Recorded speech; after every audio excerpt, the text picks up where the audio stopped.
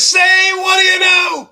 It's the full Monte Sports Show. It is Sunday, April 10th, 2022. I am your host, Monte Perez, a.k.a. The Sports Whisperer. I want to thank everyone who watched last week. We had 33 states tune in across the country. Give us a thumbs up. Make sure to subscribe to the Nuts and Bolts Sports YouTube channel. And again, if you're watching this episode, give us a thumbs up for this particular episode on YouTube. Those thumbs up mean a lot. Doing great on social media. You can follow me on Twitter, MonteJP231, and on TikTok, Monte Perez 231, Monte Perez 231. We are now at 437,000 views on TikTok. 437,000 views on TikTok. Just had to get up and move that light that was giving a reflection there. Listen, guys, follow me on TikTok. It's all sports-related videos. Definitely check that out. It's clips of the show, my sports takes during the week. Obviously, there's a lot to talk about now with baseball coming on, NBA coming on, NFL coming on. So thank you all for giving us, giving me the support that I need. We are growing. And again, 437,000 views on TikTok. Really appreciate the love. Really appreciate the time. So again, thank you so much for that. Thank you so much for that on TikTok. Okay, we have the best guests all across the country. This week is no exception. Daniel Goodwin, the third host of the Three Kings podcast, going to talk Chicago sports. Obviously, there's a lot going on with that. The Bulls are struggling. The Bears are rebuilding. And the Cubs are actually playing well right now, taking some games against Milwaukee. Cubs actually look good early on. I know it's early, but the Cubs are looking good, and he's going to talk about that. And then we have Alex Skuby, actor, star of Gaslight House. This is a play that is really doing well. The critics are loving this play. Absolutely sensational to see Alex Skuby doing what he loves, succeeding, and getting great reviews. So happy for him. So I'm going to tell all my LA friends, go check out Gaslight House. Again, critics are absolutely loving it. It's getting rave reviews. I know how hard he works at acting, and his podcast, Zen as F. We'll get to that and a bunch of stuff. Just keep the chats coming. Happy Sunday. Yes. Happy Sunday, everyone. Good morning to Greg. Good morning to LC, all the people in the chat room. Thank you so much for joining today. Going to have a great show. Let's get right to it. We start each show with the good, the bad, and the funny. The good, the bad, and the funny. All right. Let's start with the good. I know it's early, okay? I know it's early. But the Mets have a different mindset right now. I don't know if it's Buck Showalter. Obviously, it has a lot to do with him. I know the Mets have improved drastically in the offseason, both at the plate, in the field. Chris Babbitt pitched a great game last night. The Mets have taken 3 straight from the Washington Nationals. This Met team just feels different. They just feel different. When you have a manager like a Buck Showalter who brings stability to the organization, who brings a professionalism, who brings an adult in the room to the organization, they're never too high, they're never too low. Now, a lot of people say, Buck Showalter doesn't really have a personality. I don't care. I don't care that Buck Showalter has Bill Belichick's personality in press conferences. Who cares? I don't want to be best friends with my manager. Just go out and win, right? Just go out and win. So the Mets are playing very well. Very well. One of the things I did not like is they've been hit, I think now 5 times in 3 games.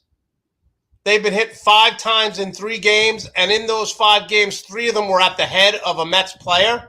There was almost a bench clearing brawl. Gotta love the fact that Buck Showalter, the manager, was the first one running out on the field when Francisco Lindor got pegged in the face.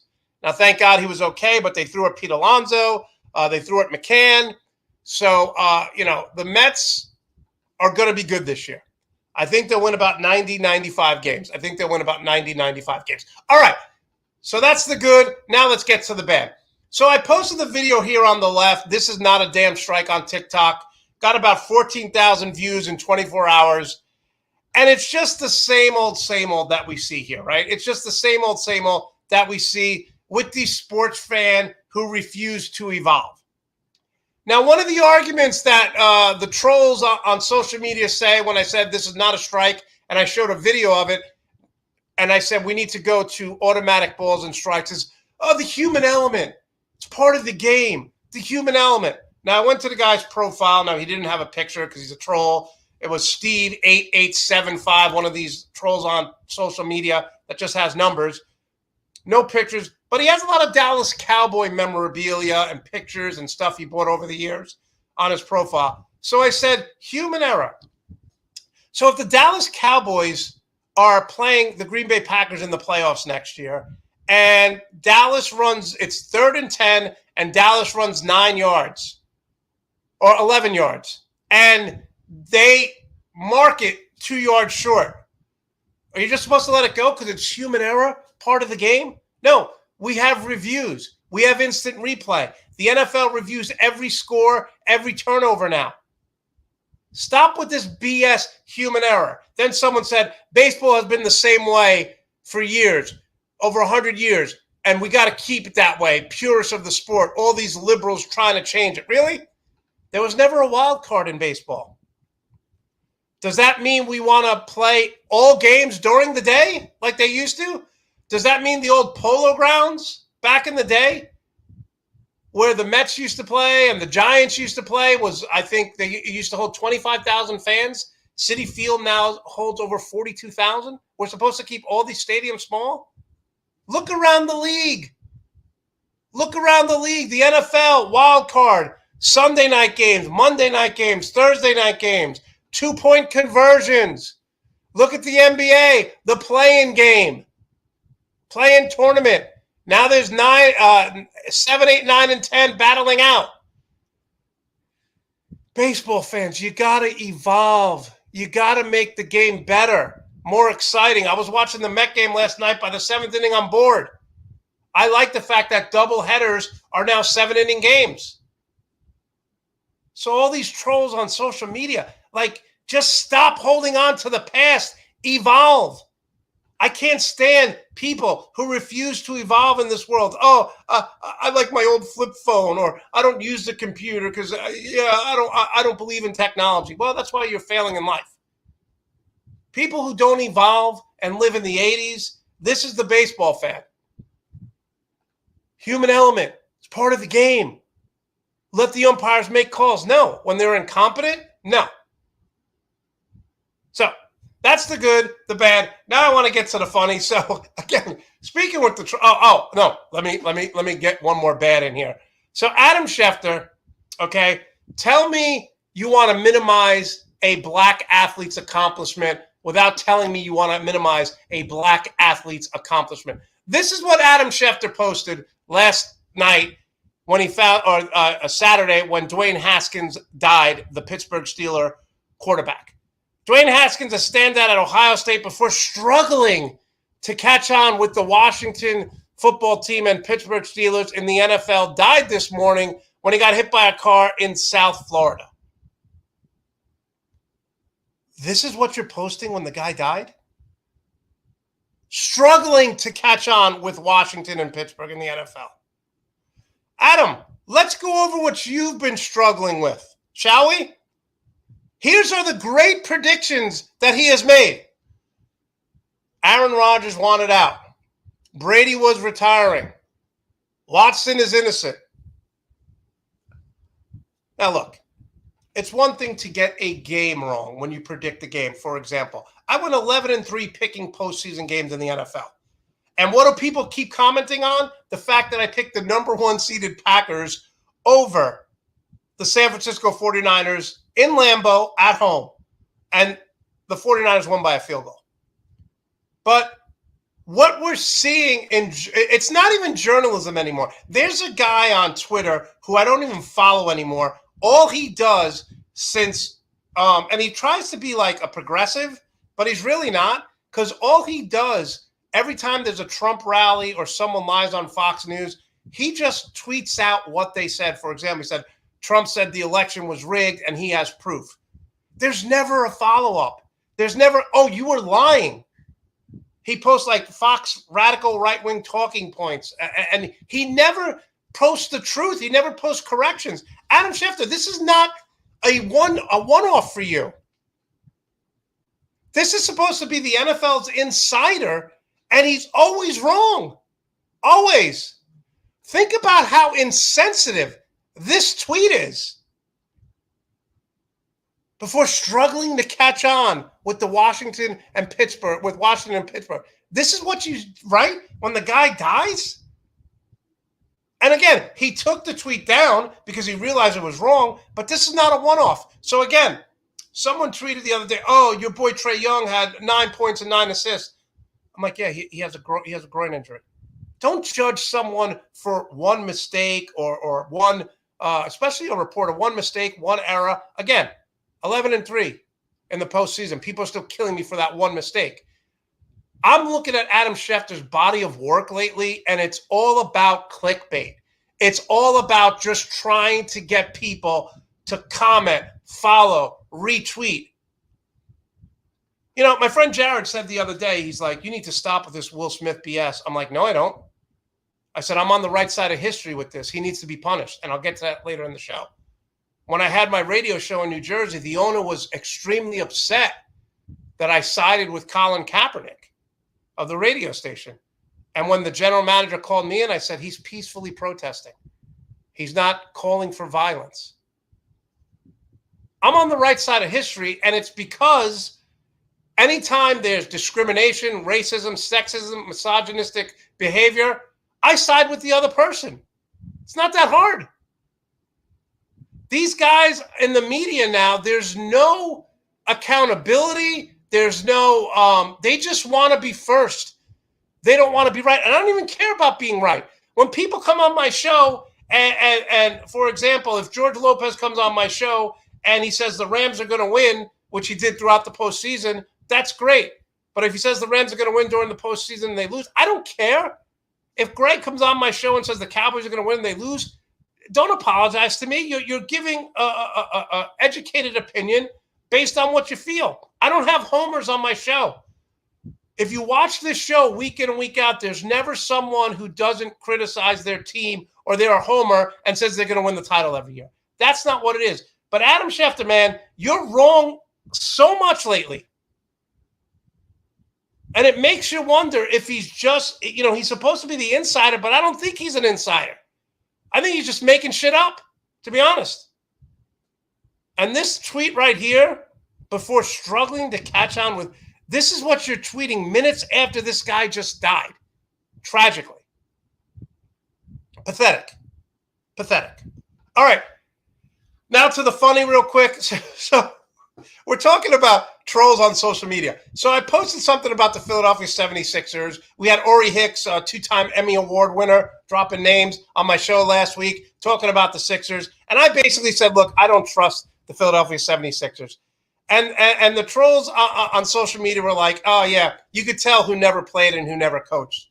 And I'm like, well, I did play until I ripped the ligaments in my ankle my senior year. And then my freshman year in college, I ripped the ligaments in my ankle again, and I was done. He's like, well, yeah, well, obviously you never coached. I'm like, no, actually I did. He goes, well, you sucked. So I said, no, actually I was just a couple of years ago was put into the Hall of Fame for where I coached Ramapo College.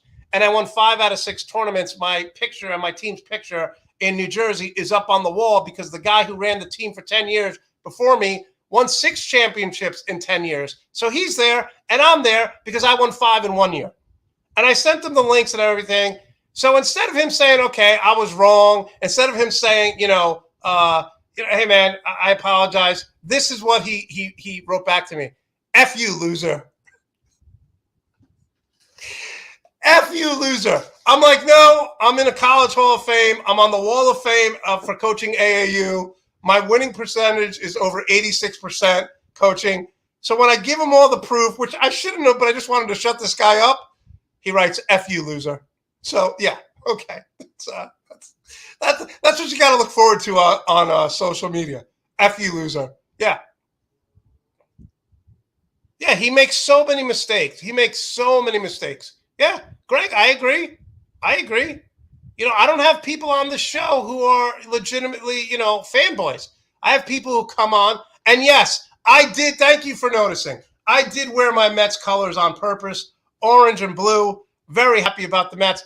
All right, keep the comments coming. Let's bring on host of the Three Kings podcast, one of our fan favorites, Dan the Man, Daniel Goodwin. Daniel, how are you today? I'm good. How are you doing today? I'm doing good. First, before we get into Chicago sports, got a lot to talk about that. Let's talk about your hatred for Trae Young, because every time I post something about Trae Young, you're coming at me like a spider monkey, attacking me left and right. What's going on with the hatred of Trae Young? I don't have hate. I don't have hate for Trae Young. I think he's a good player. I think he's very good, but I think the value that people place on him is overinflated. That's just my opinion. I don't have a hate for him. I mean, there's some things that I don't like about his game, but hey, it is what it is. He plays well. But you're getting annoyed with all my Trae Young videos, aren't you? Oh man, the Trae Young videos got to stop, man. They got to stop. It's like I get it a lot because I'm out here in Atlanta. Yeah. Right? So I get it all the time, and everybody here in Atlanta is like, "Oh, Trae Young." And true enough, he's a good player, but I just don't think he's the guy that's going to get anybody over the top. You know?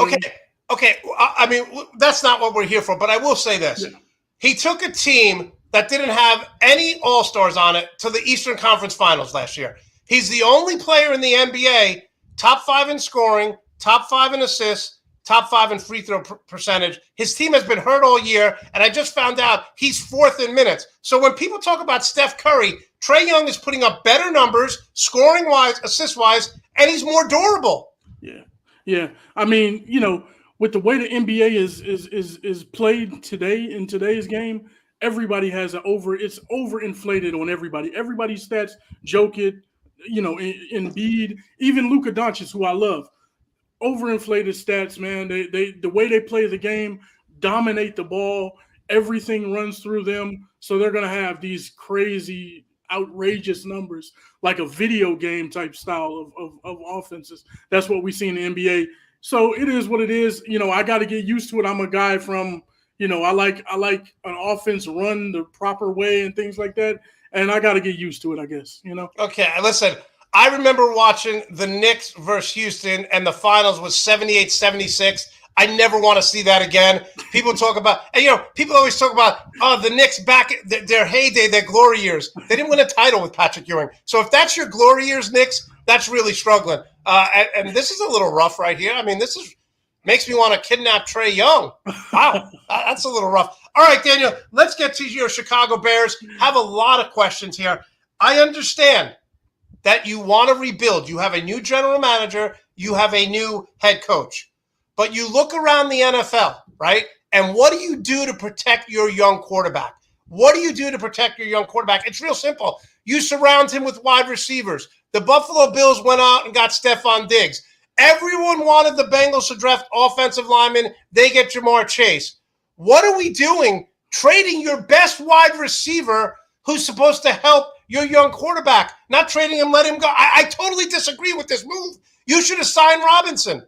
Yeah, I'm of the mindset that we should have signed Robinson back. We should have made an attempt to, but that bridge was burned down. It was completely burned. It was done. It was over with. The way that the Bears organization, because I put them at fault too, because you can't place all the blame on Matt Nagy and Ryan Pace, right? Even though those guys were the culprits, the organization still allowed this to happen, and you allowed this guy to go out on a franchise tag, $18.5 million last year, and you phased him out of the game. You know what I mean? They threw no deep crosses to him. They didn't let him run downfield. Everything was a hitch route, and he caught 38 balls last year. So, at the end of the day, there was some type of beef or argument in that relationship, and Matt Nagy and Ryan Pace was allowed by the organization to kind of, phase this guy out and ultimately impact his pockets, which I don't believe in either. I think guys should get paid. So you understand why he's gone, but you're blaming the organization. So you kind of agree with me, right? But you said this started last year. Yeah, it started the year before because, he was promised certain things. I won't go into what those were, but he was promised some things. They reneged on that. They went backwards on that. They walked it back a little bit. He had a bad attitude about it. I will say that. And they had a bad attitude, and they just butt heads over pretty much for 2 years entirely, right? And there were some plays, where the fans got down on Allen Robinson because he didn't block, or, he didn't put forth maximum effort and things like that. And he didn't show up to OTAs, you know what I mean? Some of the voluntary workouts and things like that. Those types of things, in my opinion, if you're on a franchise tag, I'm not requiring anybody, and I'm not going to, throw my hands up and be upset about the guy not showing up for something that's voluntary when he could possibly get injured. You got to remember, too, Allen Robinson came to Chicago, and when he came to Chicago originally, he had torn his ACL the year before. So that plays a part in your mind. When you're on a franchise tag, the team is actually betting against you. They're betting against your health, and they're betting against your numbers, saying we can get you for less money. So that's the way it was. As far as helping Justin Fields, I think they're gonna do that. I have trust and belief that Eberflus and that Ryan Poles are gonna maximize whatever availability that wide receivers are wherever they are. Let's be honest, there was no wide receivers in the free agent pool this year. The top dog was who? What's his name? He got 18 million, but everybody laughed at that. The guy. Well, I will say this. I don't know how the Rams keep signing Pro Bowler after Pro Bowler. I mean, I know Hollywood's a different animal, but is there no salary cap in LA? No, it's a salary cap. They just kick the can down the road. 2 or 3 years from now, they're going to pay the penalty. They're going to pay the price. But for the time being, hey, we won a Super Bowl. Let's see if we can keep this thing rolling for as long as we can. I don't blame them for that. No, I don't blame them at all. Obviously, they're making all the right moves and starting to change. Instead of investing in draft picks, they're giving away a draft pick for a Jalen Ramsey for players. Now, speaking of just trades and things going on, I know he's not the player he was, but talk about losing Khalil Mack. I know he had some injuries and he's not, but the leadership in the locker room, the professionalism, you hear stories all the time about him talking to younger linebackers, telling them where to go, what to do. He knows the play before it's snapped. What's it like? Because you lose arguably your best player on offense, and now you lose your leader on defense. Yeah. So are they saying, hey, this is Justin Fields' teams now, and that's part of the reason why they let Matt go? Well, at the end of the day, the Bears were in a tight bind with their salary cap, right? So you had some salary caps, like say Khalil Mack. Khalil Mack is high paid, and then you got on the other side Robert Quinn, who was high paid as well, right? So Quinn had a nice year. Mack had a decent year before he got hurt. Before he got hurt, he was doing well. So this is just what we come to. And anytime a new GM, and I tried to prep Bears fans for this, when a new GM comes in, he's got a vision for what he wants that football team to look like. He's got an idea of what he wants his locker room to be and the type of culture that he wants to establish there. So at the end of the day, more than likely, the whole roster gets flipped. And it happens every single time a new GM takes over somewhere. It happened when Pace took over. He flipped the entire roster. So we're in this process of doing that same thing, but kind of reloading around Justin Fields at the same time as flipping that roster as well.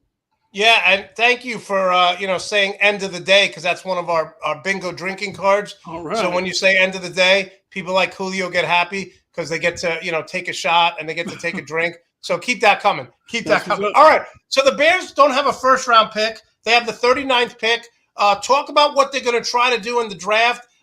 This draft is not super top-heavy like it was last year with all the quarterbacks and elite wide receivers, but there's a lot of depth. So do you think they're going for a wide receiver? What are they doing? What would you do if you're in the GM room? What are you suggesting for the 39th pick in the 2022 draft? Well, number one, people need to get it out of their mind that they're going to trade up. You don't trade up unless you need 1 or 2 pieces here or there to kind of solidify the entire roster, right? The Bears have holes at a lot of different positions, so they need as much talent and as many picks as they can gather, right? If anything, as far as trade-wise, I see them trading down in order to get more picks this year and next year possibly. But if they do not and they stand pat and they go through – and at the end of the day, if they sit there and say, hey, let's draft somebody in the second round because we have 2 draft picks, I believe they go wide receiver because there is a lot of talent at wide receiver. It's very, very deep. And I always tell people to focus on what you can get. Don't focus on Treylon Burks. Don't focus on, Yeah. Drake London. Those Be guys will smart. be Be gone. smart. You know Right. what I mean? Like, be smart about it. Do your research and look at who's going to be available. One of the guys that I think will be available and is a awesome pick for the Bears in the second round is George Pickens. He has the least, the drop ratio. His drop ratio is the lowest out of anybody coming out of the draft, right, at wide receiver. He makes tons of acrobatic catches and grab and snags out of the air. And one thing that people forget is that he was a 5-star recruit. Now, he did have an ACL injury that may drop him a little bit, but hey, let's be honest. These guys get ACL injuries nowadays, and with modern medicine, they're able to perform at peak levels. Look at DK Metcalf, and I can name so many others that have come back and responded well and was able to get it. Matter of fact, he went to the combine and ran a 4.41 40. So obviously he's doing pretty good health-wise. And the thing with Pickens is if he remained healthy, people would be talking about him like a Jefferson out of LSU, like a Jamar Chase, one of those guys. So, yeah, I think the injury will if I'm NFL team, I pick him late in the first round. But, for Chicago Bears fans, you want to hope he slips.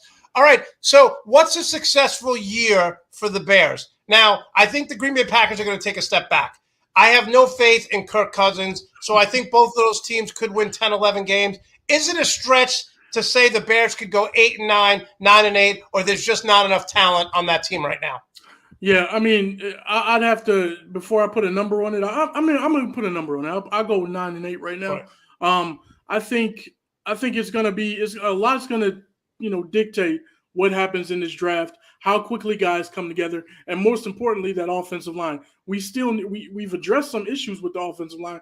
Picked up a guy from Green Bay, picked up another guy, here and there. So, when you're trying to solidify that, and I have no doubt that our GM and our associate GM, both of those guys are offensive linemen by nature, right? So they know what it takes to play in the NFL and be a good offensive lineman. So they're going to address that. They'll address it in the draft. And then you also have cuts that'll happen later on, like post-June 1st cuts and things like that. So you never know what we'll be able to grab. It's just a matter of them coming together and playing in unison. We had too much. I mean, like last year, we don't know what Tevin Jenkins is. We don't know what Larry Borum is yet. You know what I mean? I think those guys are talented and they have something to offer, but going back and forth in and out for injury purposes and things like that, we never had really a cohesive offensive line. So we'll see how that plays out in the future. And speaking about Pickens, Greg brings up a great point here. Remember last year in preseason, everyone said Jamar Chase is a bust because he dropped like 6 passes in 2 games. And then what does Jamar Chase? He goes out and sets a rookie record and is just unstoppable. So, yeah, these small hands, we're just overanalyzing these people. I say all the time, don't judge a player for his combine where it's a controlled environment. They're throwing to their wide receivers or they're in their home stadium.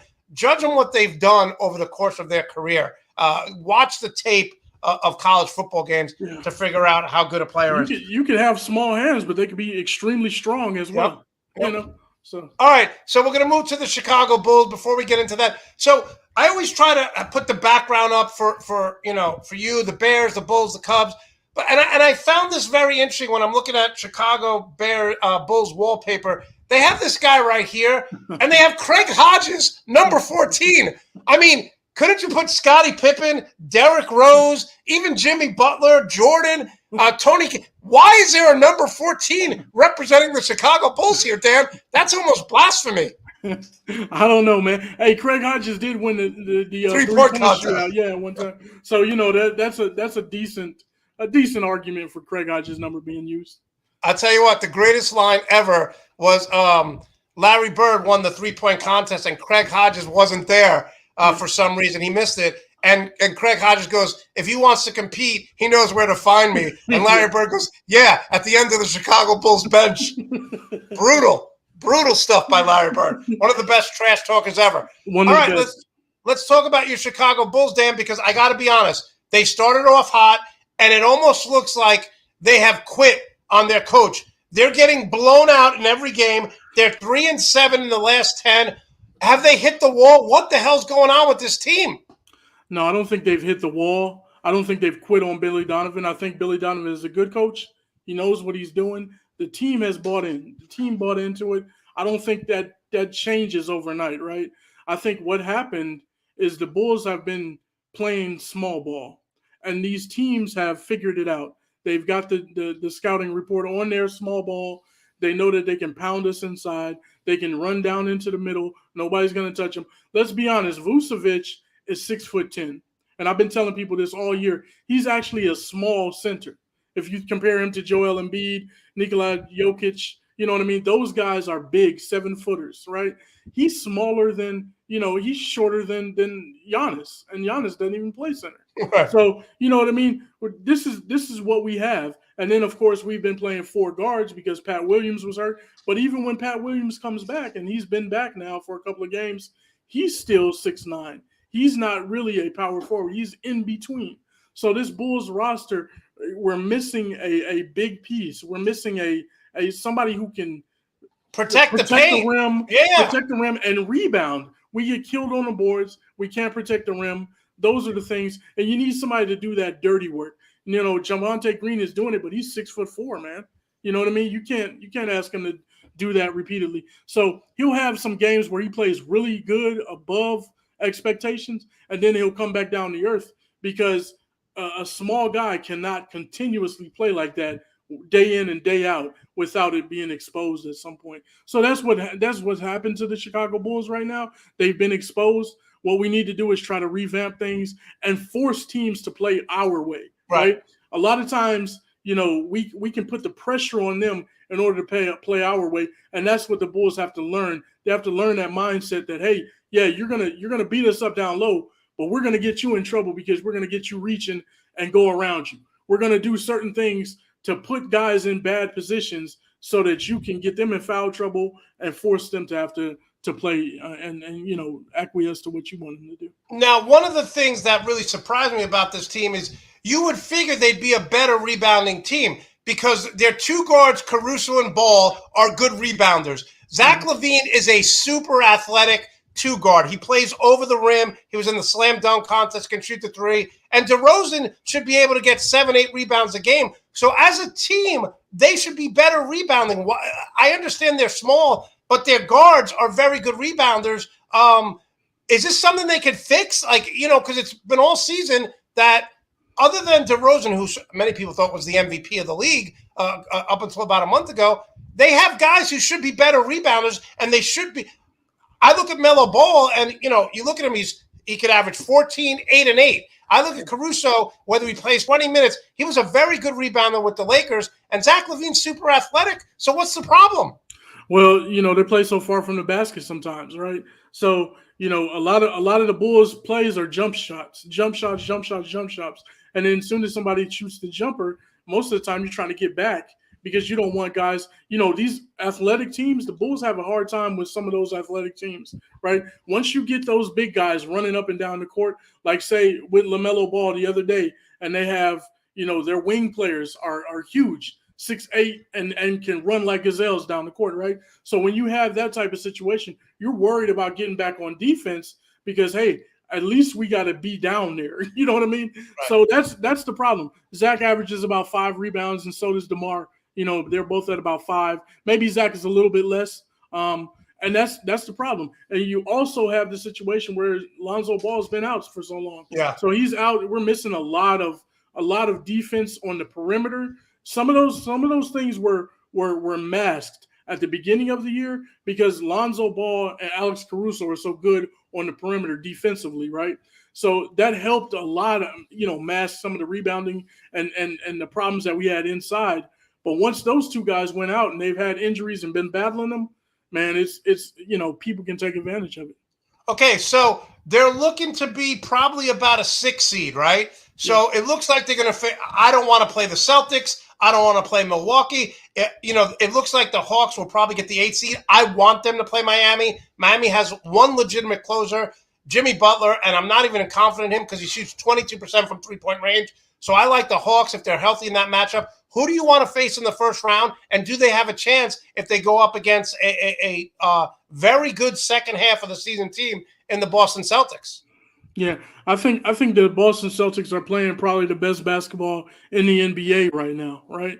And that includes Phoenix. I mean, Boston, when they're beating people 30, 40 Yeah, points, man. yeah, It's yeah. it's getting ridiculous. So, I mean, I think they're the most complete team as far as defensively and offensively. They got two guys who can score and they got some guys who can play defense. However, in the playoffs, matchups matter. And to me, I think the Bulls match up a little bit better with Boston, believe it or not. I know some people are not going to believe that, but I would say I want Boston in that first round. I Wow. think the Okay. Bulls. I think the Bulls could give them problems with because they play similar to Chicago. Now, if Chicago can get in there and they can, playoffs are all about matchups, man.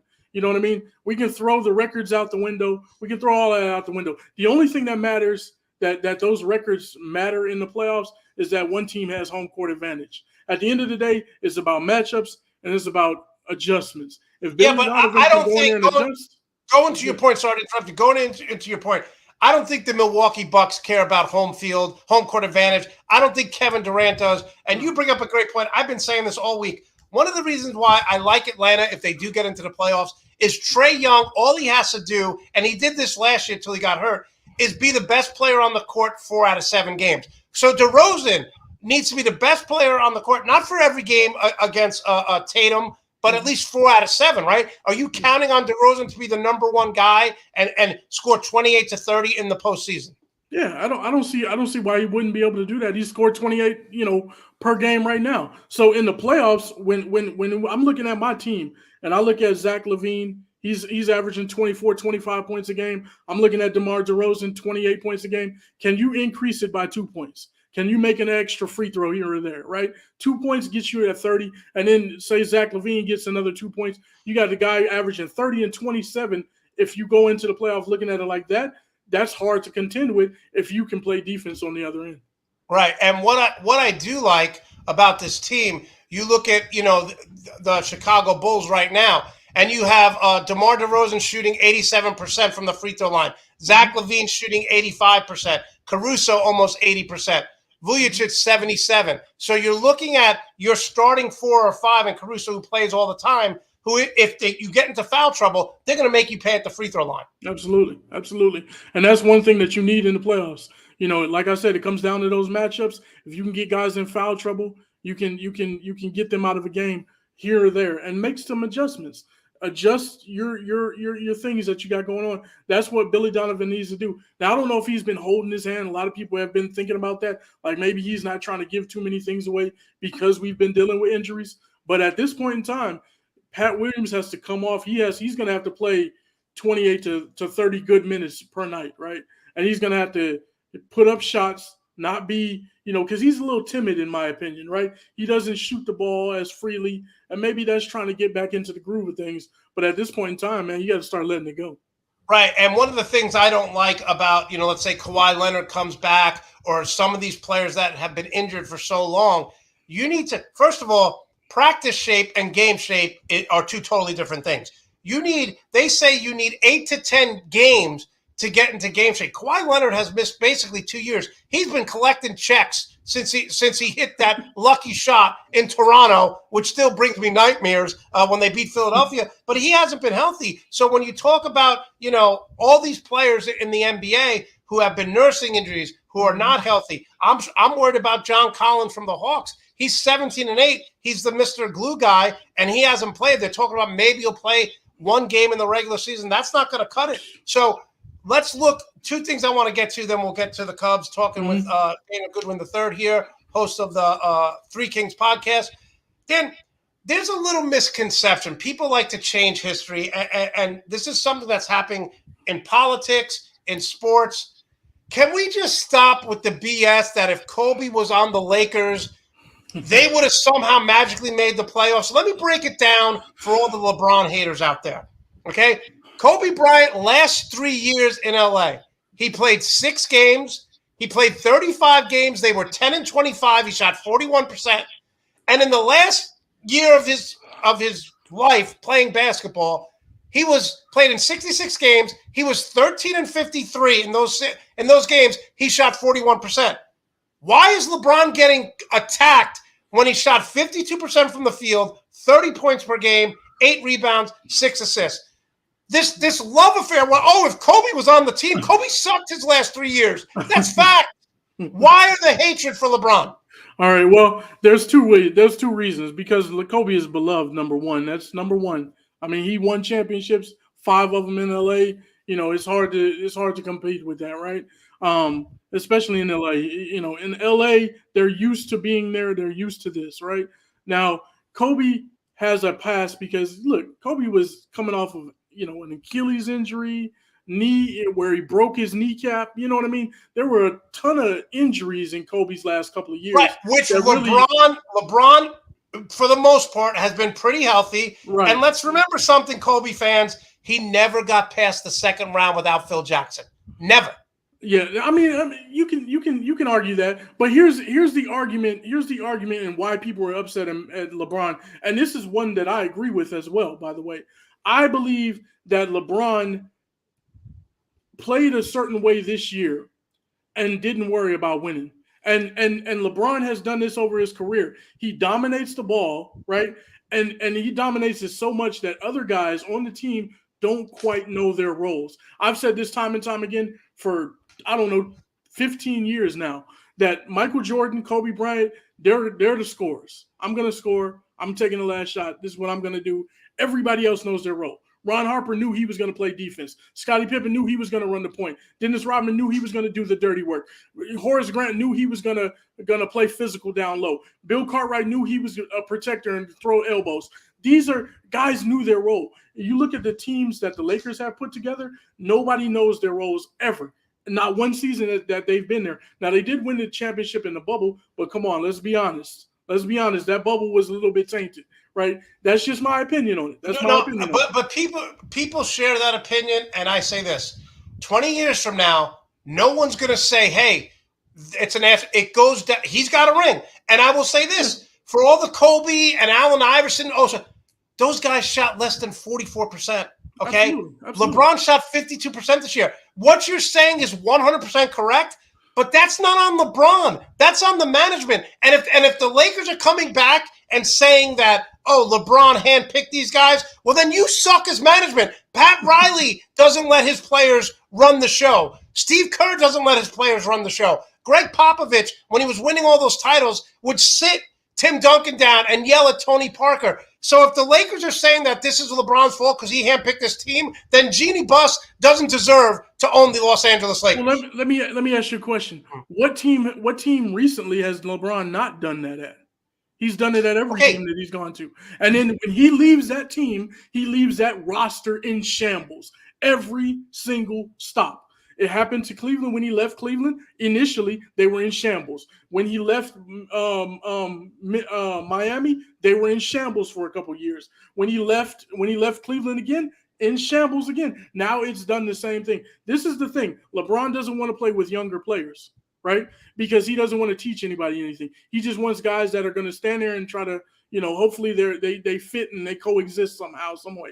Right? That's what he feels like. He feels like, this is the way for me to get a championship. Now, I think he believes that he didn't have an opportunity to win a championship because this team was so terribly constructed this year, and he threw that out the window and said, I'm going after the scoring title. If you look at LeBron's stats, he's down 5 assists per game from that championship run. He was averaging that's because, but wait, okay. In all fairness, he played the point guard in the bubble. He's not playing point guard. Again, he is beyond efficient at shooting 52%. And going back to your point with when was the last time the Cubs won a World Series before they won it a few years ago? That's true. Yeah. When was it? 1908. Okay, so 1908. They just won it a few years ago. You could suck now for a few years. Every time LeBron leaves, I take it as a fan. Cleveland had sucked before LeBron. They sucked after LeBron. Until the Miami Heat got to the bubble, Eric Spoelstra never made it past the second round without LeBron. The Lakers were in shambles before. So the risk-reward factor, you win a title, you could suck for 3 years, as far as I'm concerned.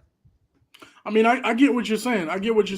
But at the NBA level and sports in general, especially with the Lakers, think about the Lakers. They most of the time sustained success. Right now, you had a lull, right? But before that, the Lakers were good from what, 98 all the way Right, until but the last 4 or 5 years with Kobe, they were terrible, and he gets a pass. That's all I'm saying. Okay, let's move on to your Chicago Cubs, who are playing very well early on in the season. I look at the manager, David Ross, 105 and 117.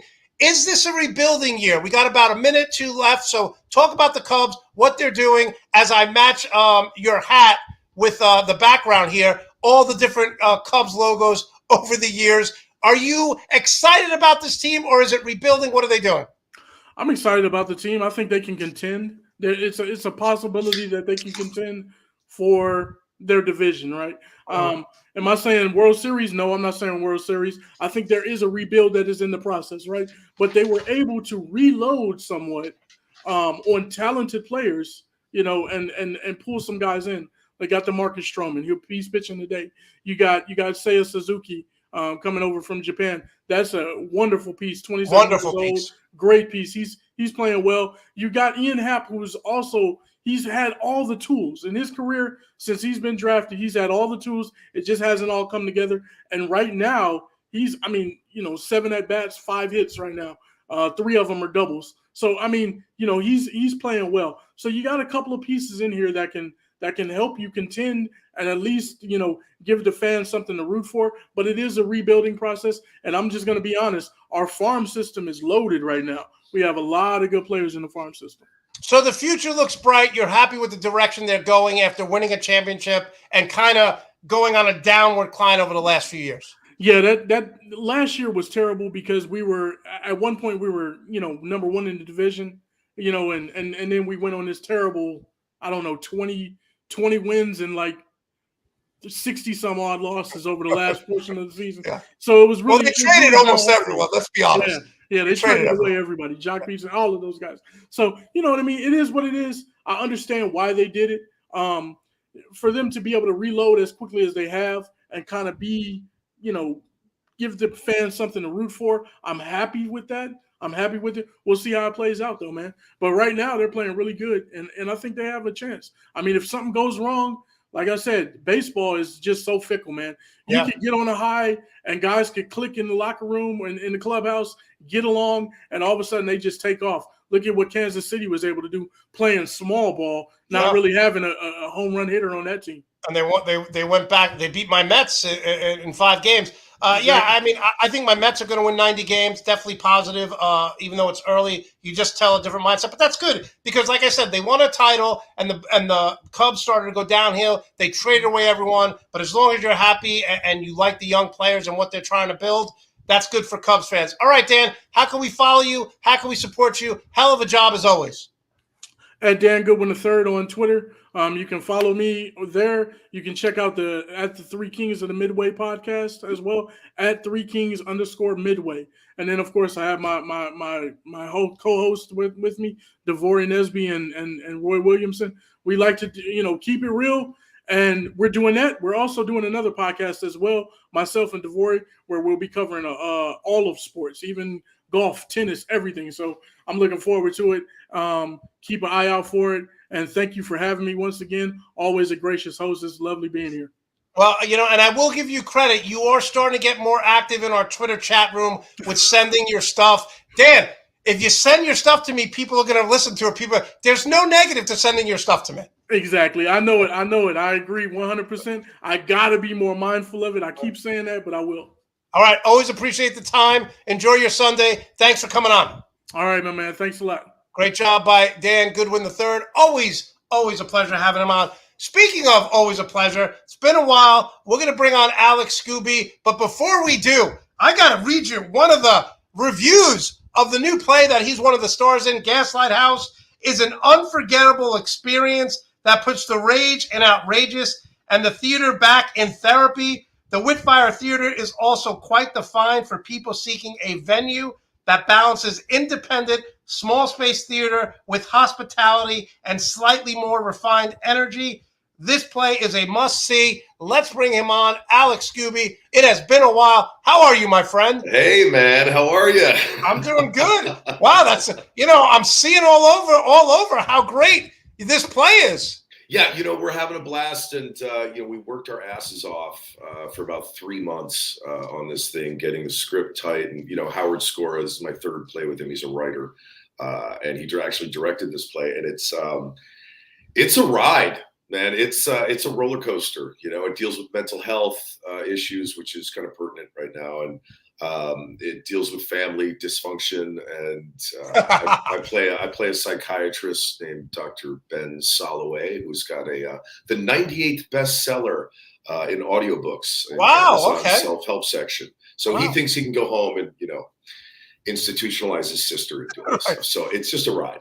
Yeah, obviously people are so happy that you're back. We're getting welcome back, Alex.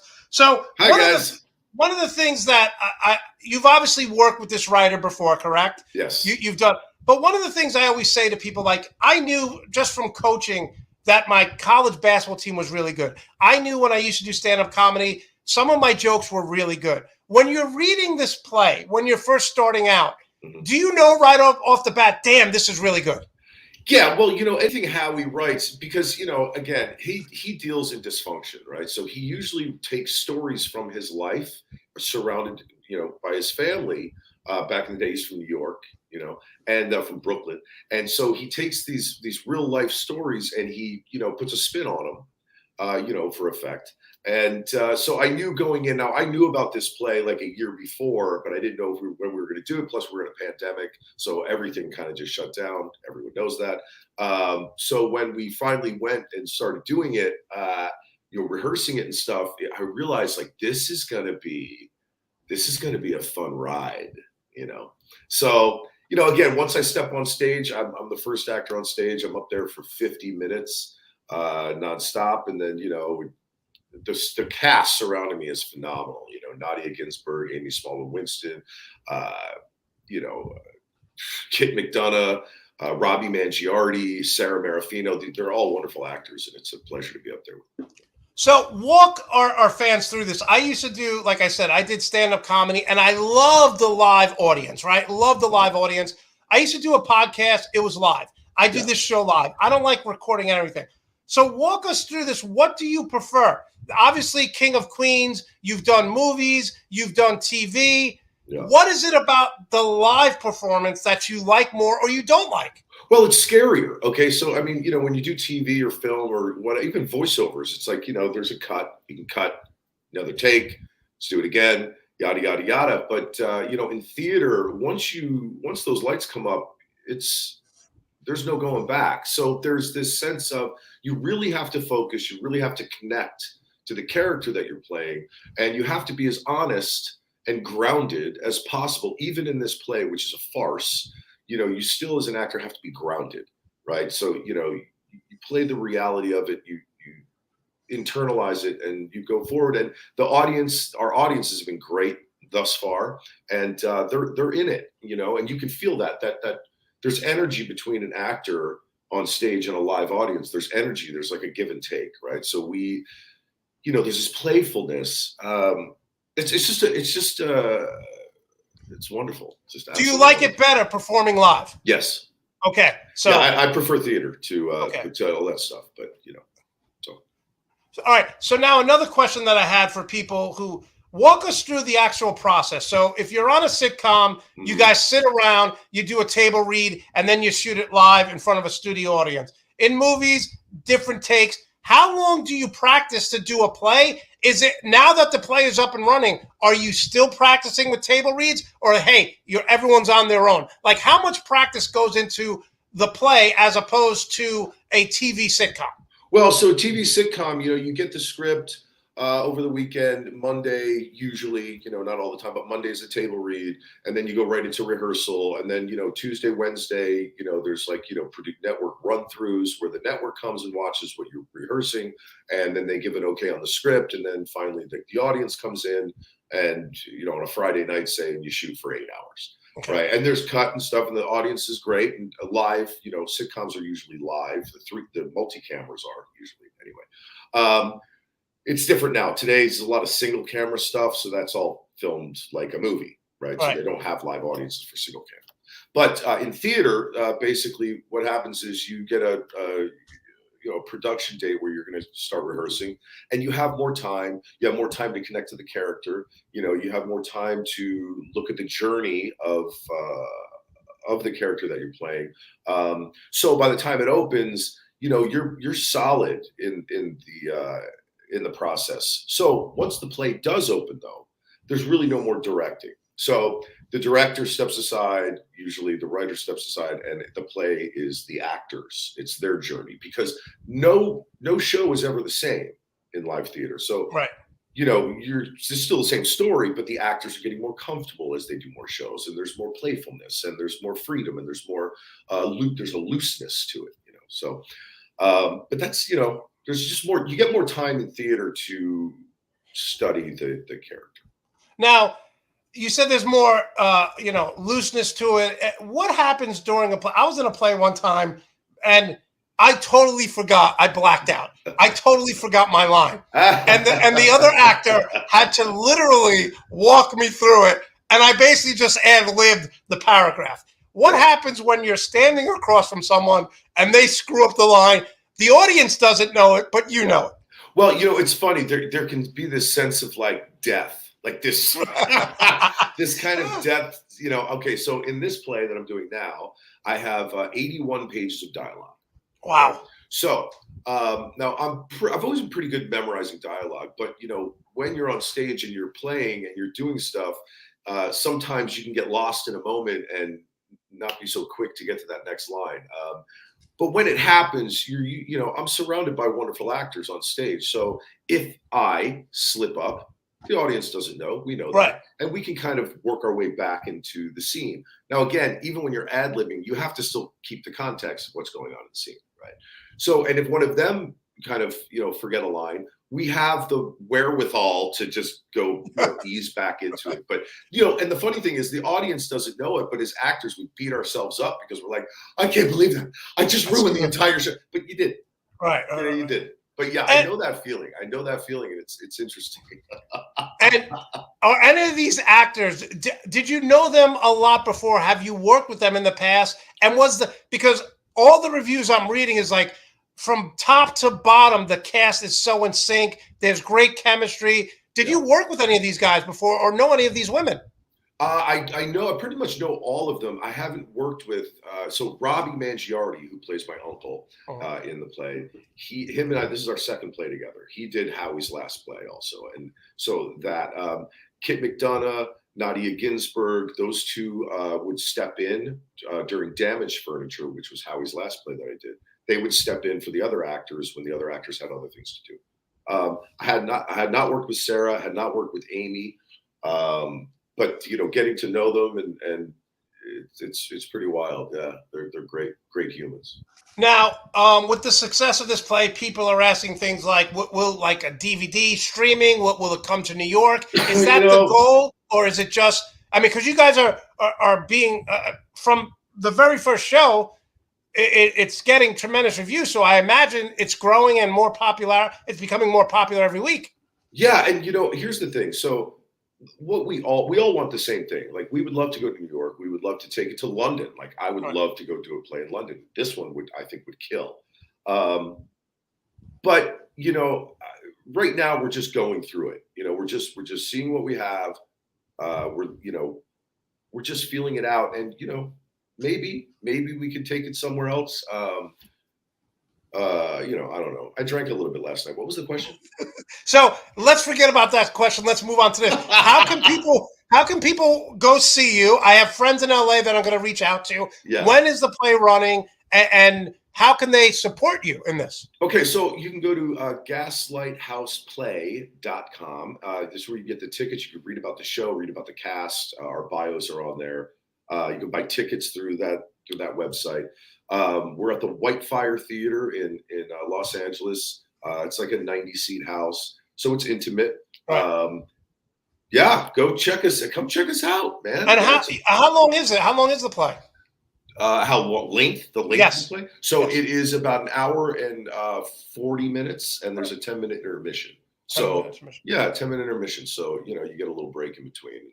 Okay, before we switch gears and talk about the Miami Dolphins, when I Google and try to find pictures of you and stuff, if I was going to caption this picture right here, I would say we're about to break shit up. What is this picture? What is going on here? Picture. Okay, so that was the last play I did with Howie. That was during Damaged Furniture. I had the guys over to my house. I had Howie is.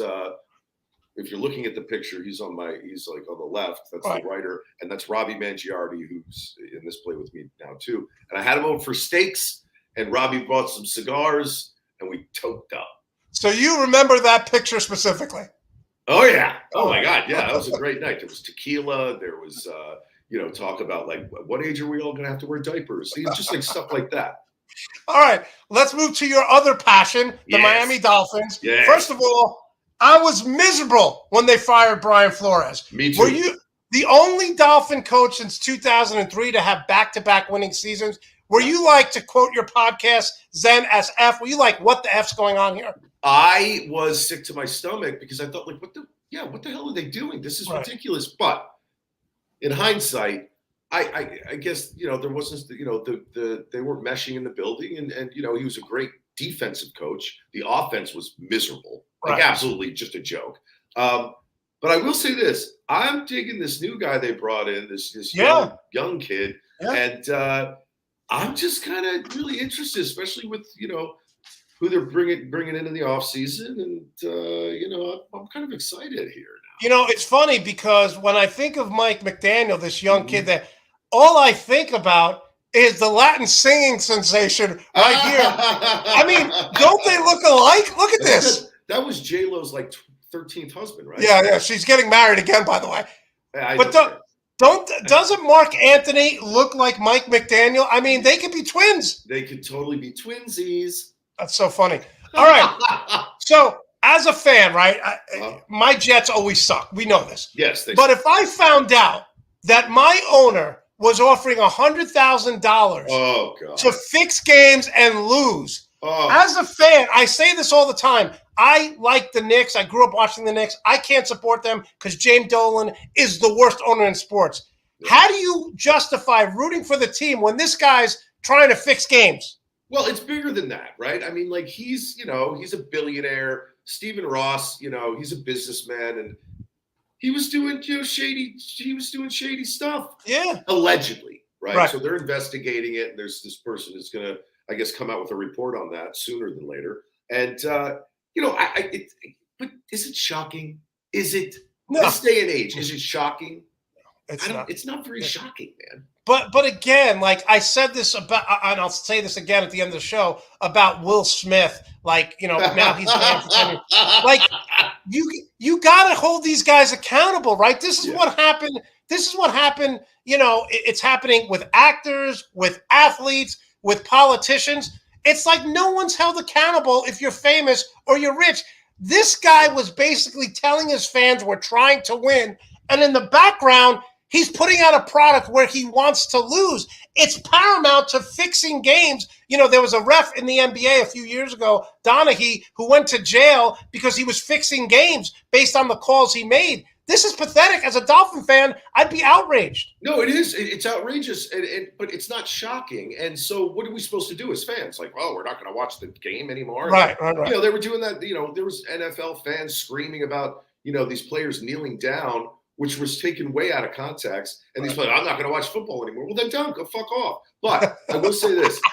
Go fuck off. I don't get who gives a, they're not going to look. They're not going to stop playing football because, fucking Jimmy Slowbits in Wisconsin's not going to turn on his TV every Sunday. Listen, I say this all the time. I don't care what you're doing, but if you're peacefully protesting, that's what America's based on. So someone kneeling, looking what's happening now with people, and they wanted to cancel Colin Kaepernick. He got canceled by the NFL for trying to bring about aware of police brutality. Yeah. So I mean. But they spin it into it's against the military or America, and it's like no. Yeah, he was on the right side of history. All right, so let's put your Dolphins background up here, and let's listen. as a Jet fan, I'm looking at this Dolphin team. What did you think when they got Tyreek Hill from the Chiefs? I couldn't believe it.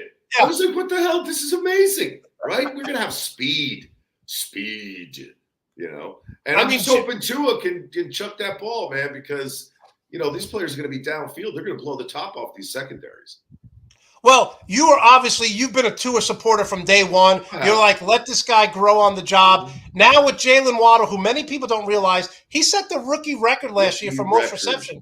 Yeah, This team's speed is going to be spectacular. Yeah, it's going to be fast. And I got to say this, man. If we don't see some electrifying offense and fun to watch offense from the Dolphins, I give up. Yeah, I mean, everything. Mike McDaniel is known as an offensive guy. People seem to love him. He was the offensive coordinator last year for the 49ers. Again, he looks like Mark Anthony, but what I don't understand is when I first saw the press conference, I'm like, is Mark Anthony a part owner now? Like, is there something I don't know? Why is Mark Anthony taking questions here? So you were disappointed, but again, a defensive-minded coach here. So you're happy with the hire. You're like, let's go, move forward. Yeah, and again, like let's look at this is another thing I want to bring up: the offensive line, right? So they brought in Teron Armstead, I believe that's his name. I think he's going to make huge difference in protection. And they brought in what's his name? I'm blanking on his name. They brought in another offensive lineman. But I will say this, man. They solidified that line. Yes, they did. Give Tua some time. We got the speed. So we got the outside weapons. They're also going to use a fullback this year, right? So they brought in, I can't remember his name. They've addressed all their weaknesses on the offense within the first couple weeks when the season ended. So as a Dolphin, if I'm a Dolphin fan, I'm super excited. One, the speed. Two, you build up the offensive line. Their defense should be very good. And Alex, look at this. People still talking about your Jeep. You can keep your Jeep at Laura's house if you come to New York City. So people want to know, are you using the Jeep or you're so busy right now? It's my daily driver. It's my off-road love. It's my, again, like my wife gets jealous because I spend a lot of time with the Jeep. And how far is it to the play where you live? How far do you have to drive? I have to drive. Oh, my God. It takes me so long. It takes me like 8 minutes. What? You could walk there if you wanted to. I'm not walking there. That's over 3 miles. All right. Wow. So really, it's that close to where you live? Yeah, it's right. Yeah. So my current home here right now in LA, it's pretty much a hop, skip, and a jump, as the kids say. But Alex, you're traveling all over, right? I mean, I know you're now with the play, but you travel. You go to Texas a lot. We bought a house in Austin, which is an amazing city if you're into live music and arts and pubs and foods and all that stuff. You like Tex-Mex. Right. Austin is a phenomenal city, so we bought a place there, and so we're there sometimes. And I can't be there now because, of course, I have to play. But I'm excited to go back to Austin. All right, that's great. So. Finally, before we move on to your podcast, I think the Dolphins can win 11 games this year. I think they're a playoff team. You believe in Tua as I do. I think he'll have enough talent around them. Worst case scenario, Tua struggles. Do you want to give him one more year after this, or this is a make or break year for your quarterback? Well, it's his third season, and he's got weapons. There's no denying that. So if they can't string together a playoff run and possibly just something that glimmers a Super Bowl run, right? I mean, come on. Yeah, I think this is a make or break year for him. 100%. I think they're going to win 28 games this season. Yeah, I think so. Listen, I'm telling you right now, if they don't have a top 5 offense, there's something really wrong in Miami. Like I know it's hard to have hope being a Dolphin fan who basically haven't been competitive consistently since Dan Marino. Yeah. But let's be honest, if they're not competitive this year with these weapons, it may be time to get a new owner or get a new quarterback. Change the name of the team and move it to Europe. So we can put them in some other league. Put them in the Canadian Football League. Put them in the Canadian Football League. All right, Alex, what did you think of this? Oh God! Here's what I will say. It's selfish. It's just selfish. That's all. He ruined the night for like a bunch of people that may never ever be at the Academy Awards again, and he's selfish for doing it. But I don't know him. But first take, my gut is That's a selfish fucker right there, man. Yeah.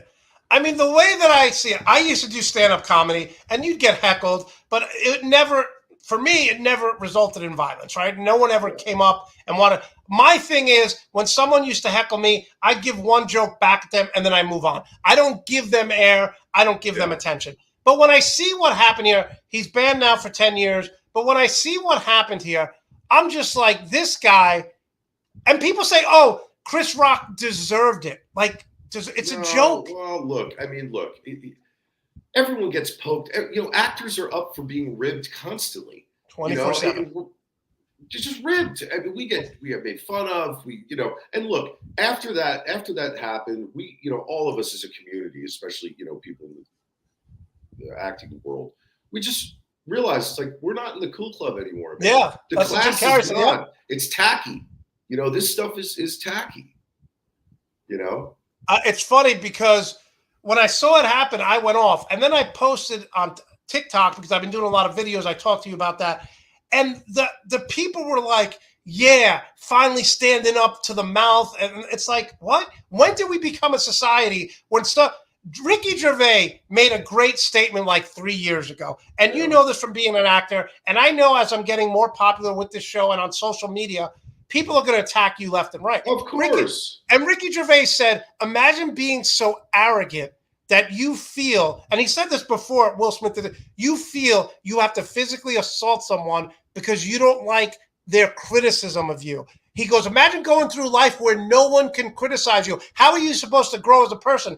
Your show could be great, but people are going to criticize your appearance, what you put on social media. The haters all over. You can't give them air. What Will Smith did, you summed it up. 100% selfish. He took everything out of the Academy Awards. And if I'm Chris Rock, I sue this MFer for everything he has. Yeah, I agree with you. Here's the thing, though.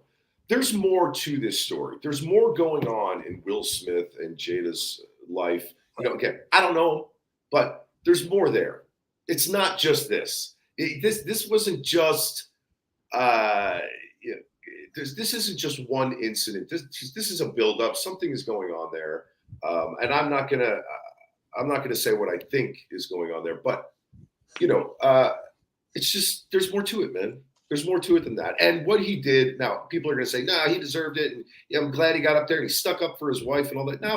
No, because an emotionally mature person, if they wanted to resort to, let's say, quote unquote, violence, they would have sat there, taken it, and there's an after party. That's what I said. You want to be a man? Smack the shit out of him there. Yeah. Or when you win the Oscar, say, Chris, you ever talk about my wife again? I'm going to beat the shit out of you. Here's my warning. But to actually do it, it's off. It's a little off the rails.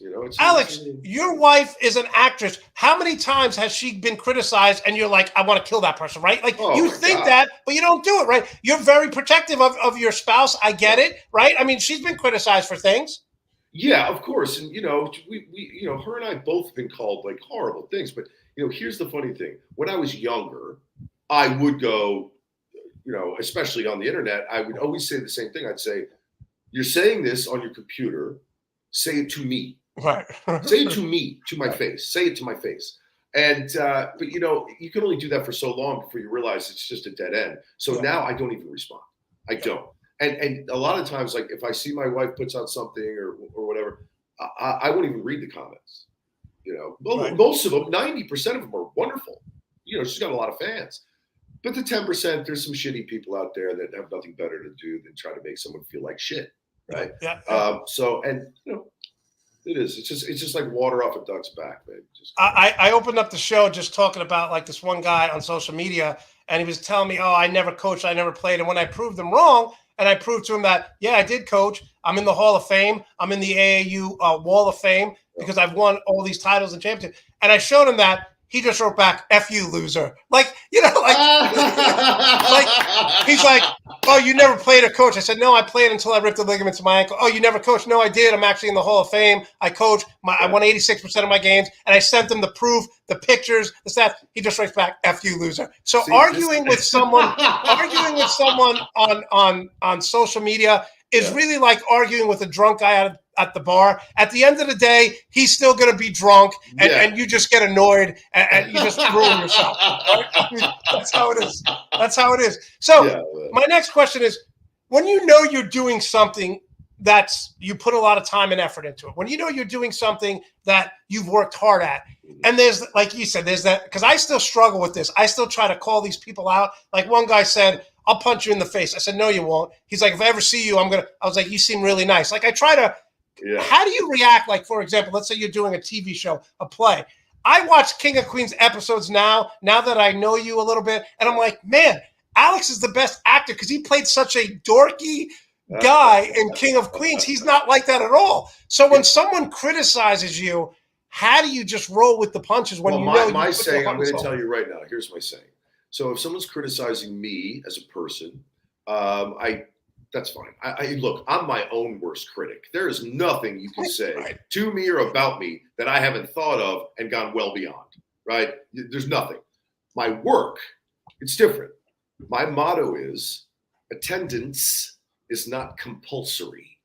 Don't fucking watch. Yeah. That's all. Yeah. Don't watch. That's it. Yeah. And I love it because on TikTok, I'm going to reach 500,000 views. And half the people who are commenting all the time now, I keep saying, thanks for coming to my page. Like, they're like, you suck. How are you making money? How do you do this? I'm like, you're on my page every day, dude. Like, what are you doing? I said, I don't say, I just say, hey, thanks for coming on my page. You're getting me more views. Thank you. That's it. Well, here's something funny about TikTok, man. So I did it for a little bit. I haven't been on there in months, but I did one video, right? I think it was the third one I put out. It went viral. I got like 1 million, like 1.2 million views or some shit. The funniest thing is that the comments, some of them were so horrible, like so horrible that I couldn't even read them anymore. I mean, there's like 50,000 comments, and I would say 20% to 30% were really just horrible. Like I would read them and go, "Oh my god!" Like I would never say that. I would never say that. I would, but you know what I'm realizing too? A lot of these comments, it's from like Dan 87352964. Like just total no picture, no videos. They follow 700 people. 2 people follow them. So it's just like like. There should be a thing on social media where you have to put like a live picture of yourself, like a picture. And so, because all these anonymous people, it's just like, dude, like really get a life. It's ridiculous. And you wonder who's doing it. You wonder if it's not a kid that, got into his mom's or dad's phone and was like, I'm going to make these comments about like, fuck you, you suck. You look like shit. You're fat, whatever. Some of them are like, I've had, especially if I post about like an athlete, they're like, that person should be shot. I hope they die. I'm like, who says these things? Like, who says that? That's what the world is now, man. I hope we're all in PTSD. But you know what? I do believe there's more good people than bad. I do believe that. Yeah, I do. All right. Let's talk about your other passion, Zen AF podcast. Talk about where this has started and where it's come. Because I remember when this started, it was a quick, like 10-minute phone conversation you were having, right? Well, so this, again, now I'm going to go back to TikTok here. So I did this video, it went viral, and there was another guy on there. He goes by the handle Good Morning Assholes. And his name is Wayne Hanna. He's in Canada. And he wrote me and he was like, hey, man, loved your video and check out my stuff, whatever. So I was like, and I normally don't, but I did. And I was like, oh, this guy's got a great message, and he's funny. He was a stand-up at one point. And so I agree with Pam here. She's absolutely right. So we met just, via chatting back and forth. And he's like, eventually he's like, hey, let's do a podcast. And I'm like, yeah, you know what? Let's do one. And so that took like a month to come to fruition. And at first it was called The More You Know with Alex Skuby and Wayne Hanna. And then I already had Zen AF hats because I just liked that thing. And I was like, why don't we call it Zen AF podcast? And we're like, yes. And we call it Mindful-ish. So it's Mindful-ish. And so we've been doing it for about 7 months now. And it's great. We got a good number of downloads and people seem to love it. And it's not an interview thing, although it's just him and I interviewing each other. And basically 2 guys talking about anything and everything. And we try to be as honest and transparent as we can be. And you really talk about the weirdest things. which brings you into the mindset of why you guys get along. Because sometimes he'll just look at you. He's like, "How could you even think that?" Like he calls you out, you call him out. He's like, "Really, Alex? That's what you're talking?" Like it's good chemistry. And you didn't know him before this, right? I did not know him, man. And he's in Canada, and I'm here in LA. And that's the old logo. Yeah. Who does your cartoon imagery, by the way? Well, this person is out in Canada. Some wonderful artist. Wayne got in touch with her, or vice versa. I can't remember exactly how it worked out, but she came up with these caricatures, and we're like, "Oh, that's a cool logo, man." Yeah, no, I mean, every time I see the cartoon, it's really cool. Yeah, it's you want something kind of visually fun for people. But again, so we have new episodes every Monday. You can find that at zenafpod.com, zenafpod.com. And now that you're doing the show with him, do you like him more? Do you like him less? What's the chemistry there? Okay, well, I love Wayne. He's like a brother to me now. And, it's interesting. It's like we talk every day. Right. Like every day we talk. And we're always, every time we do it, I'm like, why don't we just put this on the podcast? I mean, These are the conversations, I love Wayne. He's great, man. He's fun and he's funny. And he's funny. He's emotionally open. Which is, it's different for guys. Some guys, a lot of guys, and I'll tell you this. I want to say this one other thing. 86% of our listeners are female. Really? Which leads me to believe that there are a lot of men out there that aren't as open as we are. And I think that they like to hear two guys talk. It's funny because with this show, the chat room is dominated by women. Women on the. Well, I got to tell you something, Monte. I am very handsome. Well, that's I'm going to be 50 soon, but I am getting better with age. Well, beauty's in the eye of the beholder, so I'm just going to throw that out. Some people say that. You can keep that in your head. That's not true. Although this looks like you're a sergeant in the army, so you got the green shirt, you got the cigar, so I can see. I'll leave that up. Oh my God, look how good I look! Wow, and look, I am not one to brag.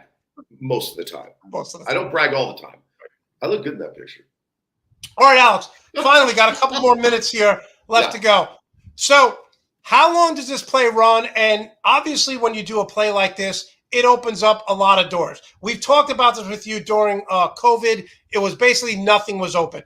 So, when you do a play like this, are you starting to think, hey, you know what? More people are coming. It's going to open up more doors for me. Or you just focus on how long the play is running and doing that? Or have you already seen what the critics are saying? This is so good. You're getting great reviews. Are you starting to see more things open up out in LA now that COVID restrictions are gone and with the success of this play? Yeah, I am. And, it's interesting. That's like a two-part answer. One, it's kind of strange in this business nowadays where, casting directors and producers and stuff used to come to plays. Now they look at YouTube videos and they look at, stuff like that. So that's changed. But do I expect anything out of this? I expect things from my inner life. I'm an artist.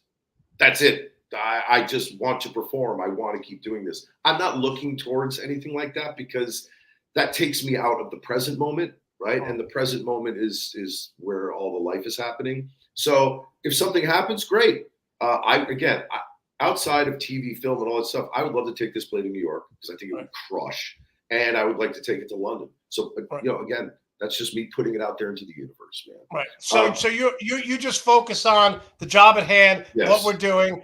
I always say to people when I used to personal train, they'd come in, they'd be like, hey, I want to lose 50 pounds. I'd be like, just come and work out. I want to stop drinking, smoke. I'm like, look, just come work out. It'll be a snowball effect. And one of the things that I struggle with is, and you know this, when you're on social media, you can never take a break, right? It's so hard when you're trying to promote your show, your play, whatever. It's like your phone is always in your hand. So that's a good lesson. You're just saying, just focus at the task at hand and whatever happens. Even if things don't happen, you're enjoying yourself because you're doing what you love. Exactly. And, not a lot of people get to do what they love, man. A lot of people work jobs and all this stuff. And my hat's off to them because it's like, that's probably not their first choice or what they wanted to do or whatever. But it's like, I am fortunate enough to get to do this I am fortunate. It is a fucking gift, man. It's a gift, and I'm just gonna ride it until I'm dead. Until I'm dead. So my one friend Bill always asks this question, and you have so many stories, so we'll end with this. Talk about, obviously you've worked with this writer before. Talk about the absolute worst audition you went on and the best audition you went on. Oh my God. Okay. So the worst, and I can't believe this is just popped into my head. So there was a show called NYPD Blue years ago. And this casting director who was big at the time was over at Fox Studios. And I went in, and there was a lot of pages and sides for me to do. And the producers were there. It was a really small room. So I'm sitting in the chair in the center of the room. The producers are on couches, the casting director. And I was so nervous. Now, this is 25 years ago. I was so nervous that I couldn't stop shaking, right? And I was a kid.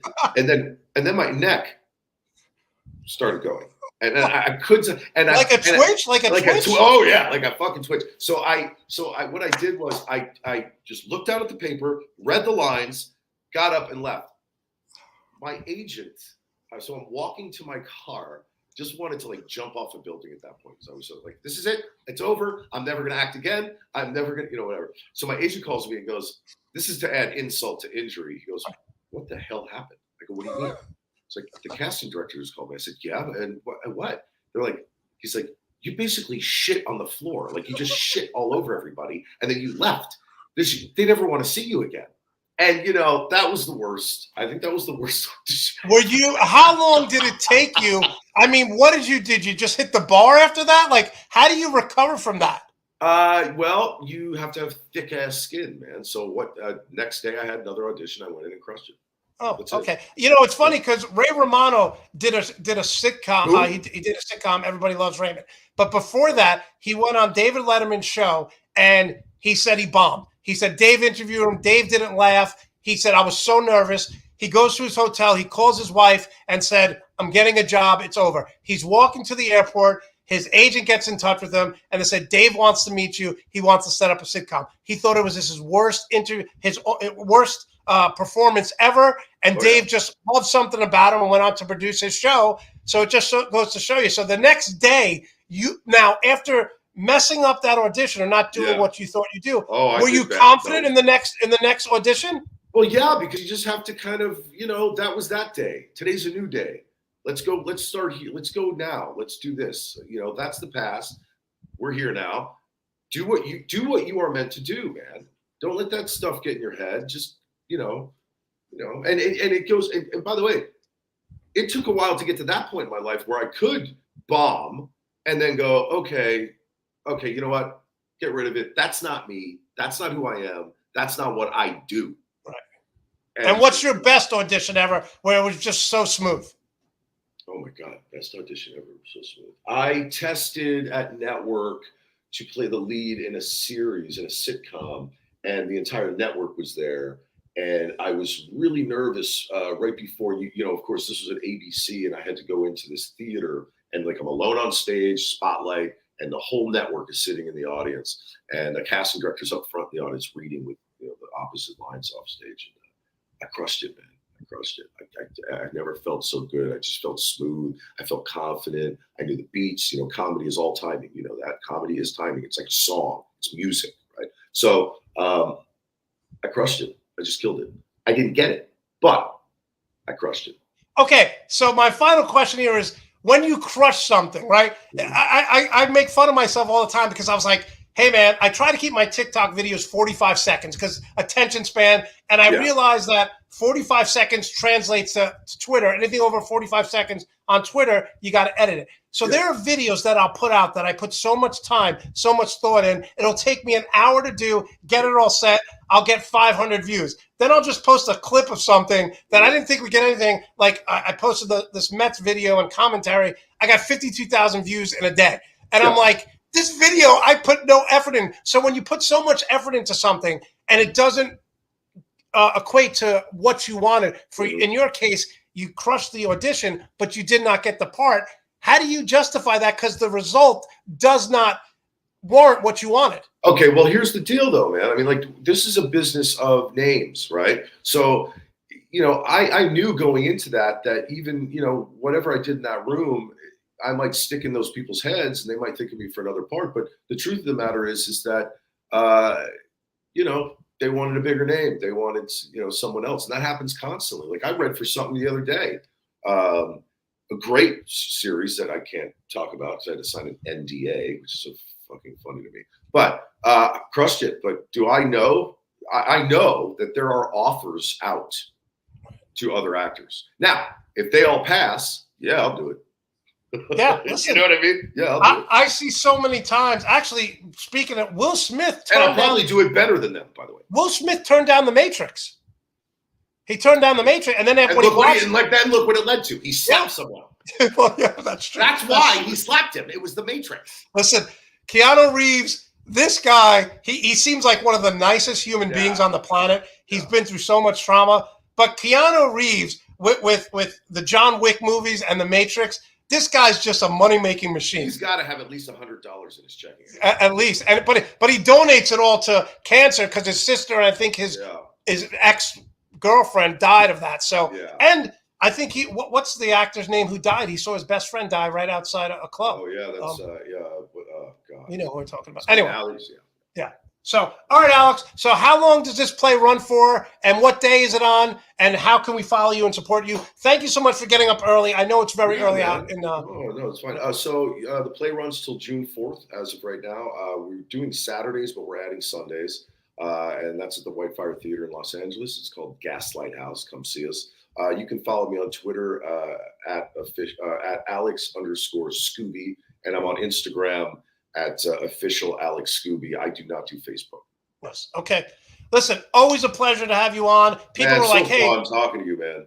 No, it's great. And there's going to come a time in the near future where I don't know if I'm going to be your guest or you might be my guest. Yeah. We're going to be in the Dolphins luxury box enjoying the game very soon. Yes. Having some cocktails. So All that'll right. be fun. Alex, so happy for your success. Again, I'm going to try to get people to go to your play. Really appreciate the time. I appreciate it, man. Thank you. It was great speaking with you again, man. Always a pleasure. Thanks so much. Bye, brother. Take care. Alex Skuby, tremendous. Listen, I love having him on because he's just like a real person. Like, he doesn't take himself too seriously. He's confident, not cocky. Yes, River Phoenix. Thank you. River Phoenix is the actor that he was best friends with Keanu Reeves and so on. All right, I want to thank Daniel. I want to thank Alex Skuby. I want to thank you guys. And again, all you people telling me, Monte, you got to get over this Will Smith thing. No. I want people held accountable, whether it's athletes, politicians, or actors. He's banned now for 10 years. And just think about the ramifications of this.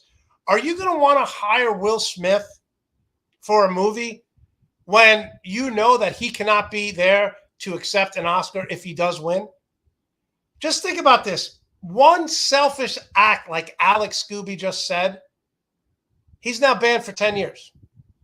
I don't think it's too much, people. I don't. And for people to say, oh, get over it. No, we live in a society where you have to hold people accountable. Okay. Give you an example. It's not the same thing, but Jeffrey Epstein wasn't held accountable for decades. How many underage girls did he prostitute out to actors, politicians? No one held them accountable. Okay. Now, I'm not saying what Will Smith did is a crime like Jeffrey Epstein. But you have to hold people accountable when they do not follow the rules, when they do not follow the law. If not, we just become one of the worst movies ever seen, The Wild Wild West with Will Smith. So that's it. I don't want to become the Wild Wild West. I want people held accountable. I want to thank everyone for tuning in. We are not going to be here next Sunday. It is Easter Sunday, so we will not be here. We're going to start doing the Monday shows, the NBA shows on Monday night, probably at 6 p.m. Eastern, and we'll be back 2 weeks on Sunday. Thank you all. In the immortal words of Arnold Schwarzenegger, I'll be back.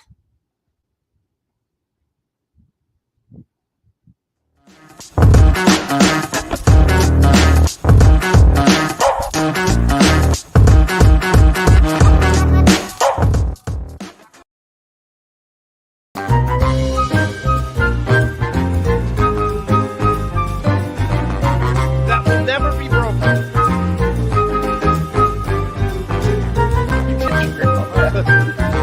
They hit big shots, moved on. I think Clippers have no